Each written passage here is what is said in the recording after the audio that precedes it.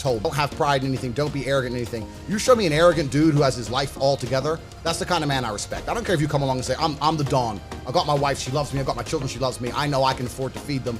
I don't need anyone but myself. That's the kind of person I respect. Sure. And so many people come to me and they're like, oh, but you know, you come across as arrogant. I said, my life's just fine.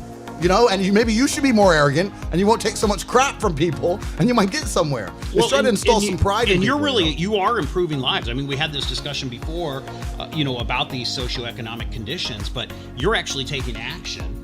You and your brother are taking action and actually improving people's lives, therefore improving the world. I mean, we're in Los Angeles right now. You have a group of people down the street at another facility where you're doing training right now. We're training them right now. And I mean, we had 100 people in the Transylvanian mountains. You guys came out. Like, it was crazy how fast it's come off. And Michael, so I'd like to hear Cernovich's point of view on this, but I really am a believer that if you're an able-bodied man in the West, you can get your life together. I don't care how bad it starts. I don't care, like, I have a sub story, you have a sub story, Mike has a sub story. None of us had a perfect start. But if you're an able-bodied man with the right mindset, there's no reason to live anything other than a nice, good, comfortable life. You may not be a billionaire, but you're gonna have a wife who respects you, you're gonna have children, you're gonna have money in the bank, and everything's gonna be fine. And that's my personal view. Yeah, all the information's there. That's why, in a way, I'm simultaneously empathetic to people's condition, but also very, like, intolerant, where I'm just like, you're pathetic. Like, I just don't even want your energy near me. Like, what do you mean? You're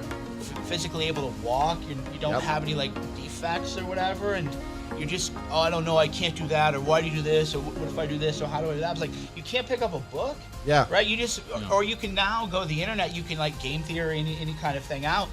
And the thing I like about your approach is that you just don't allow people to ask questions. Like, no, you have to give me a situation.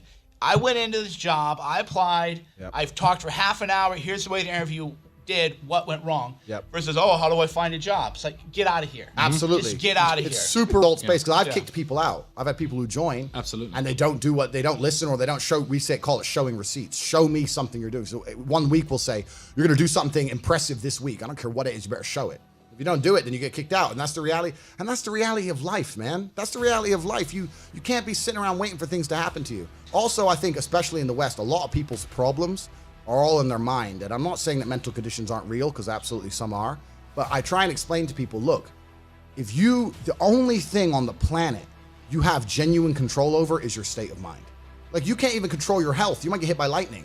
You can't control other people. You can't control the weather. You can't control anything. The only thing you can affect in genuine real time is how you feel in your head. And so much of that's true, because, Scott Adams calls them mental prisons. Other people talk about differently. And yeah, there's a difference. Like, I've known people, this is why I don't have any patience for men who are like, blah, blah. Like, my mom was bipolar. Like, I know what a real mental illness is. You don't have a mental illness. You're just a pussy. You're just pathetic and afraid to take any kind of action.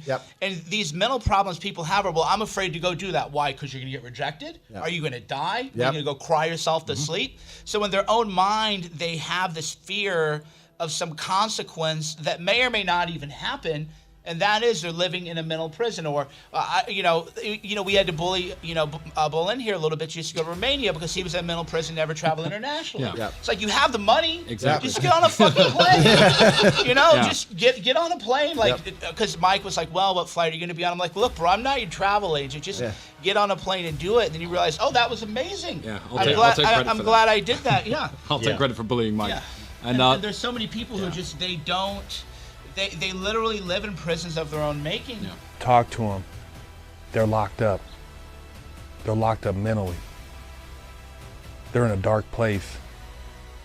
They cannot let go of their past, and they basically refuse to change. They talk about change, they voice change, but their actions say otherwise. When you give up on humanity, you give up on yourself. When you say people are effed up, society's effed up, it's really you that's effed up.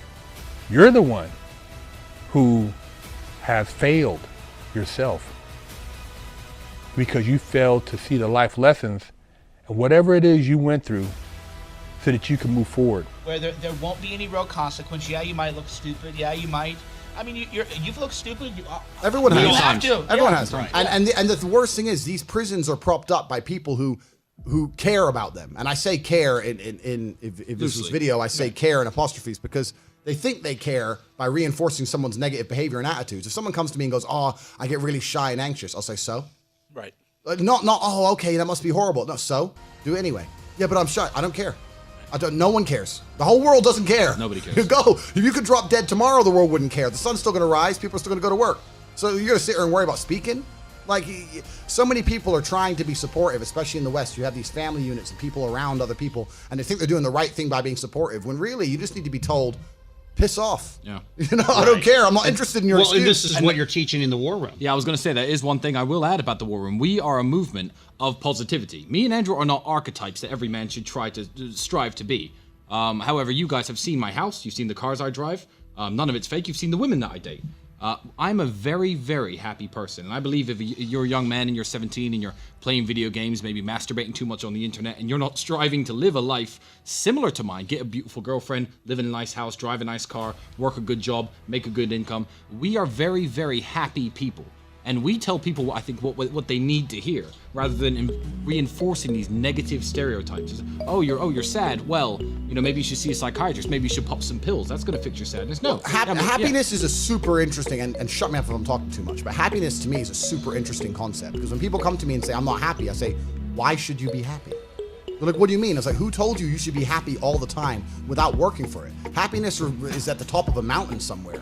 You ain't been anywhere. You haven't even climbed it. You haven't even got out of your house. Who tells you? Only Western society has told you should be happy permanently, without reason, all the time. That's not natural. I don't think you should be happy. You're not happy? Why? Well, you're fat and you're lazy. You don't do shit. So yeah, you're not happy. Unless you're Tristan, or like my wife Shauna, they're blessed with some kind of happy gene. Yeah. Shauna is always happy. Yeah. Same with Tristan. And then people go, Tristan's the same thing. How do people go, are you a happy person? I'm like, fuck no, I'm not happy, but I'm fulfilled. Like, I'm dumb. I get out of bed like ready to kill it. But nobody who knows me like, oh yeah, Mikey's a real happy, go lucky guy. But the flip side is it doesn't mean I'm depressed either. Exactly. That's it. So people think they're like chasing a dragon. It's like, well, maybe you're not supposed to be happy. Yeah. Maybe you just want to do something that you think is like killing the game, and that's what moves you. And some people, like myself, and probably Michael will agree with me here, I can get happy, but I gotta achieve something big, and then it's temporary, and then I gotta do something else big. It's a huge motivator for me. Like, it's the reason my life's amazing. But Tristan's happy about everything. He'll be like, guys, I love that podcast. That was so good. Meanwhile, I'm like, that was a good show, but like, I need, I will slightly defend myself here. 8 years ago, when I was driving a broken-ass car and sleeping on my friend's couch, I was not happy all the time. I've reached a point, and I've put a life together for myself where basically nothing can upset me. Some Twitter trolls come at me. That's the worst thing that could happen to me in a day. And I laugh, I smile, I go out with my girlfriend. Which girlfriend? Yeah, exactly. One of them, maybe two of them. Right. I'll sit and drink Japanese whiskey with you, and I think, well, the Twitter trolls, they can sit and type away. Nothing can faze me. Well, I think that's what's interesting about both of you is that you guys are really friendly, nice guys, and you get branded as being, an asshole or something, but you're not. I know Mike and I were going out to grab coffee in Romania, and we were trying to figure out how we were going to get there, and we were teasing that we were going to take Tristan's Lamborghini, and Mike and I like, oh, here's the key, and the key was actually sitting on the counter, and he thought we legitimately took the car, but he wasn't like calling us and freaking out and stuff. He was like, well, have fun. My rule is this: I don't let anyone drive my car who couldn't afford to buy me a new one. So, Mr. Boland, I would have written you a very big invoice with a few extra, Romanian add-ons there for fees and my trouble.